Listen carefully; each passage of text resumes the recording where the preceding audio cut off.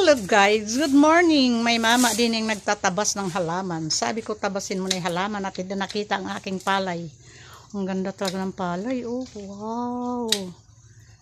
Thank you Lord, thank you. Madami na naman bigas sa mundo, sa Pilipinas. Sana bababa ang bigas, hindi na mag 60. Dinurado gaya dan? Ano? Hybrid yan. Kaya naman pala maganda, kaya hybrid pala. Ayan, pinatabas ko yung halaman ko kasi hindi ko makikita yung palay, yung kagandahan ng palay. Ayan ang palay din eh. Pagkaganda-ganda dito lang sa likod ng... Ay, walang bunga ang bayabas. Takot ako magtabas dyan dahil baka may ahas. Kasi di ba dati may ahas nga nakapulupot, ayaw umalis kahit anong bugaw ko. Kaya tinahampas-hampas ko na yung mga ano, ayaw talaga, nagpupulupot lang siya sa ano. May alambre nga, may cyclone nga pala yan. Ang sipag. Pero ang kape kong tinimpla, ininom, nagdalawang tasang kape ka na, aga-aga, ano ga? Bakit nilagyan mo ng ano din eh? Dragon fruit. Dragon fruit ba are? O cactus? Ay, tangi, cactus are eh. Dragon fruit ba ga? Akala ko yan. Bakit mo naman pinudpod ang ano ito? Sabi ko, triman mo lang yun eh. Putulan na para pumandak siya. Yung parang maging bonsai. Ayan. Pinagpupusuan na. Tandaan mo ha, Valentine. Ay, 15 pala ngayon. Pinupusuan. Bilangin mo kung ilang ano bago mapitas. 6 din ka? Para din sa saba? Ang lakatan. Mas maikli siya? 3 months lang ang ano, lakatan. Oh. Puro katamis ano. Yan kaganda talaga, sabi ko sa iyo, aring papaya na ari susula. Malapit na ari magbunga ang niyog. Matagal ay oo nga, may butay na pala, may ano na, bulaklak na pala. Matagal na rin ari eh. Sus, alala ko talaga yung dati din yung maliit na puno, katamis ng sabaw, parang Sprite eh. Parang ano, aray sabi ko, tutukudan aling papaya at ang liit ng puno. Ay, inubos ng pusa ang pagkain la. Loko yung mga pusa na yun. Pero mailap talaga yung maliit, tumakbo. Ayan, ang bird's nest. Ang bird's nest, kalaki eh.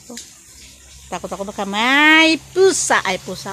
O, mayroon naman palang bulaklak yung avocado. Kaso lang kukunti lang.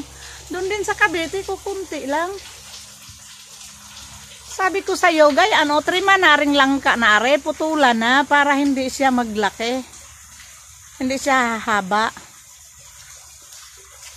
Nasaan gay hagdan? Puputulan ko kaya yan mamaya. Akyatin ko yan. Kasi pag hindi yan putulan, hahaba lang hahaba yan. Pag iya tumumba, pag nahangin na naman ng malakas, ay, nagpuso na pala aring lakatan din, are. May puso na. Kailangan nga aring mabawasan aring langka kasi pag humangin yan, patay. Maputol yan. Sa bahay na naman yan tutumba. Bakit ga hindi mo pinuputol yan ng maikli yung dapo ang ibon? Pinapataas mo talaga yung puno? Paraanhin yan. Dapuan lang ng ibon. Pero may ibon sa gabi na dapo, wala. Oo ka ng oo eh. Ang ganda talaga ng palay.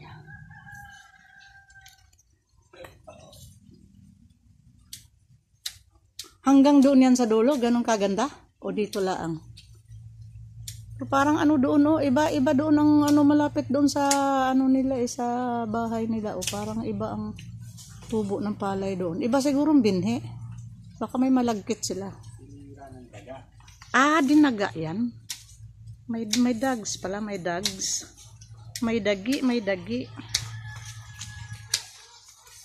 Ayan, nagtulo yung tubo din oh. Nag-leak oh. Baka mabunot are. Nagbaha doon, kaya di ba nagprito akong isda doon sa dulo. Namalayan ko lang, nabasa na pa ako'y bastos, nagtulo pala yung, natanggal pala yung gripo, yung ano, takip. Ayan, ang ganda ng palay,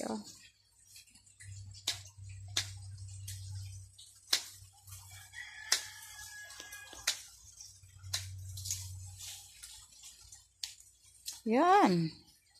Parang hindi na nakakatakot. Parang hindi na bumalik talaga ang sawa ha. Pagka naani na naman yung palay na yan, babalik na naman yung sawa-sawa dyan. Sawa, sawa, sawa. Binabad ko muna yung ano. Uy, naano na naman din.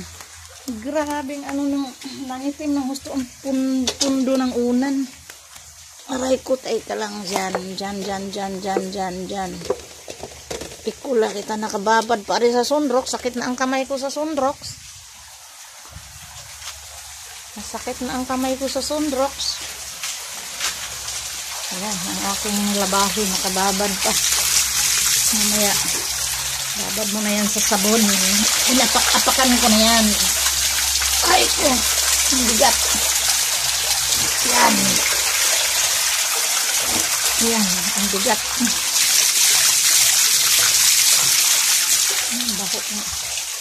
Baho ng sunrox.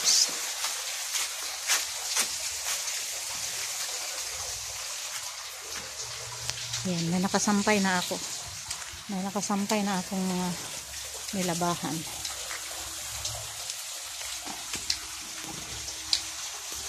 Uy, bye-bye muna. Tama na muna. Pupunta ako din sa ano, sa kuluong ng manok.